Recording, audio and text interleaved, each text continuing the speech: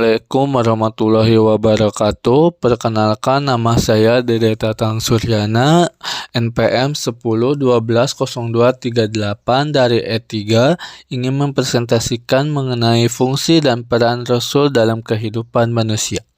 Pertama-tama akan menjelaskan mengenai latar belakang mengenai fungsi dan peran Rasul. Nabi dan Rasul adalah hamba Allah yang luar biasa yang diutus oleh Allah agar mengajarkan manusia untuk selalu berada pada jalan yang lurus, sehingga umat manusia bisa terarah ke jalan yang diridhoi Allah. Utusan yang diperintahkan Allah mempunyai tantangan dalam dakwahnya, bahkan nyawa pun mereka pertaruhkan demi menjaga kesucian agama Allah yang agung ini. Allah tidak membiarkan tantangan itu dapat melemahkan mereka. Oleh sebab itu, Allah menurunkan mukjizat agar Nabi dan Rasul tetap melanjutkan dakwahnya serta kuat menghadapi tantangan dari umat. Mulai dari nenek moyang umat manusia, yaitu Nabi Adam yang lahir tanpa ayah dan ibu, diciptakan Hawa dari laki-laki tanpa wanita, dan Allah ciptakan seluruh keturunannya dari laki-laki dan wanita. Yang kedua, pengertian Nabi dan Rasul Allah Subhanahu wa Ta'ala. Pengertian Nabi.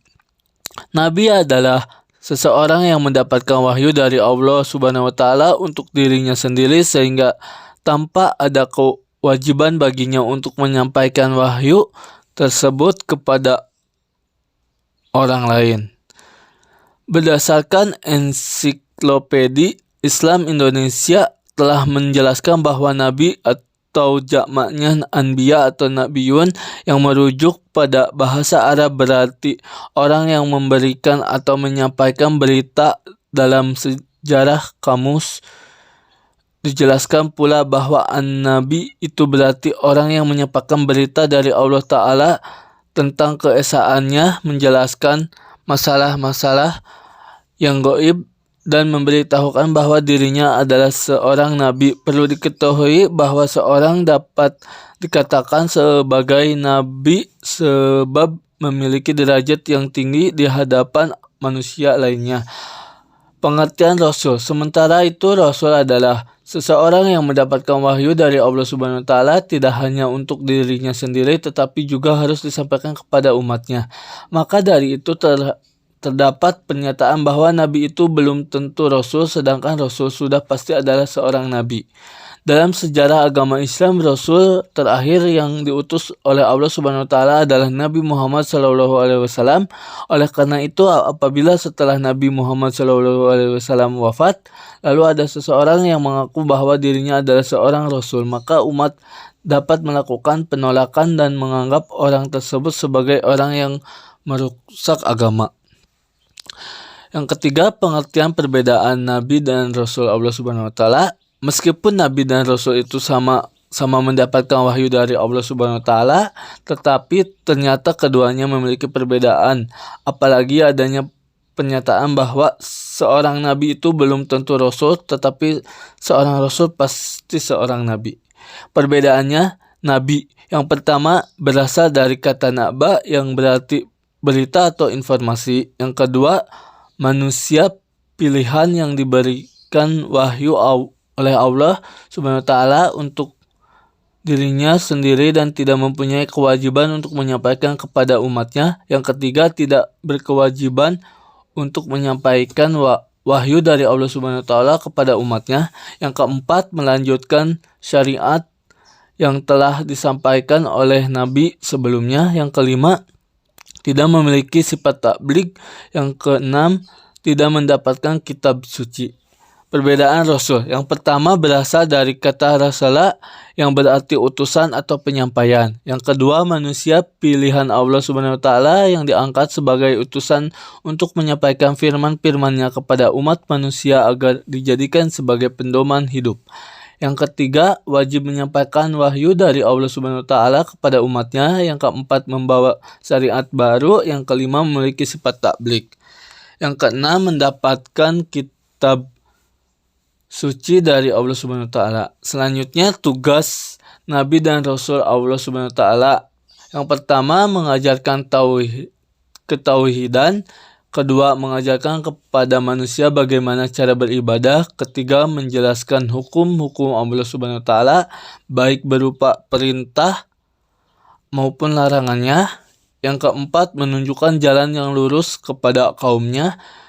Yang kelima, membersihkan dan mensucikan jiwa manusia serta mengajarkan kepada mereka terkait kitab beserta hikmah. Selanjutnya, ada sifat wajib Nabi dan Rasul Allah Subhanahu wa taala.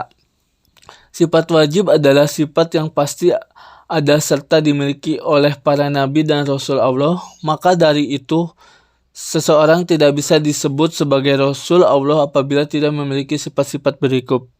Yang pertama, as-siddiq. As-siddiq artinya Rasul selalu benar dan jujur, terutama dalam perkataan. Para Rasul ini akan selalu menyampaikan kebenaran secara jujur meskipun tantangannya yang akan sangat berat. Yang kedua, al-amanah. Al-amanah artinya Rasul selalu dapat dipercaya. Para Rasul ini menerima perintah Allah Subhanahu wa taala dengan penuh tanggung jawab tanpa mengurangi atau menambah apapun yang telah diwahyukan kepada mereka. Yang ketiga, at-tabligh.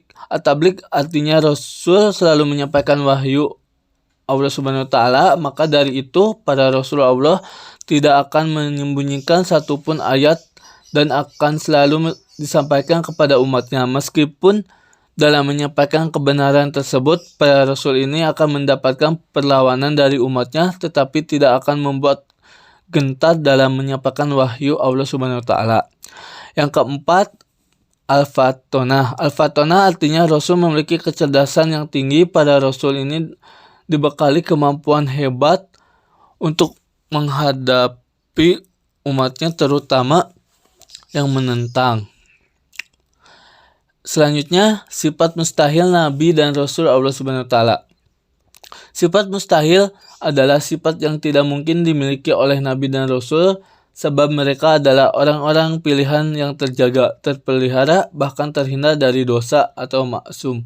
Sifat mustahil ini dapat disebut sebagai kebalikan dari sifat wajib, yaitu yang pertama, kizib. Kizib artinya bohong atau berdusta. Rasul Allah tidak mungkin berbohong, sebab apapun yang disampaikan oleh Rasul merupakan suatu kebenaran, baik itu perkataan maupun perbuatan. Yang kedua, khianat. Khianat artinya perbuatan yang bertentangan dengan janji. Para Rasul Allah ini tidak berkhianat terhadap apapun yang telah diperintahkan oleh Allah Subhanahu wa taala kepada mereka. Semua hal yang diamanatkan kepadanya pasti akan dilaksanakan meskipun harus menghadapi tantangan seberat apapun.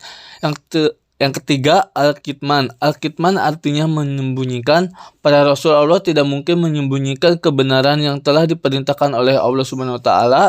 Setiap firman yang diterima dari Allah Subhanahu wa taala pasti akan disampaikan kepada umatnya. Yang keempat, al-baladah. Al-baladah artinya bodoh.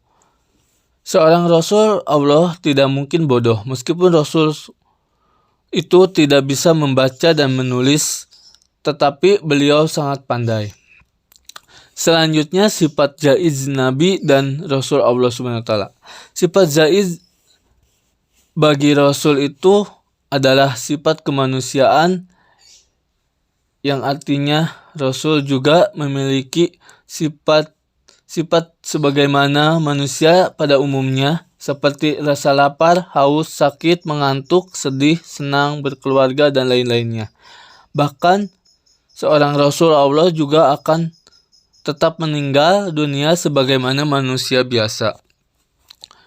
Yang pertama, ismatul Rasul, yakni sifat terlindung dari dosa dan salah dalam kemampuan pemahaman agama serta penyampaian wahyu Allah Subhanahu wa taala. Maka dari itu, seorang Rasul akan selalu siaga dalam menghadapi tantangan dan tugas apapun. Yang kedua, iltizamur Rasul, yakni orang-orang yang selalu berkomitmen dengan apa yang telah diajarkan para Rasul ini akan selalu bekerja dan berdakwah sesuai dengan perintah Allah Subhanahu wa taala, meskipun dalam menjalankan perintah tersebut nantinya akan mendapatkan berbagai tantangan, tetapi Rasul tidak pernah mundur dalam menjalankan perintah tersebut. Sekian dari saya.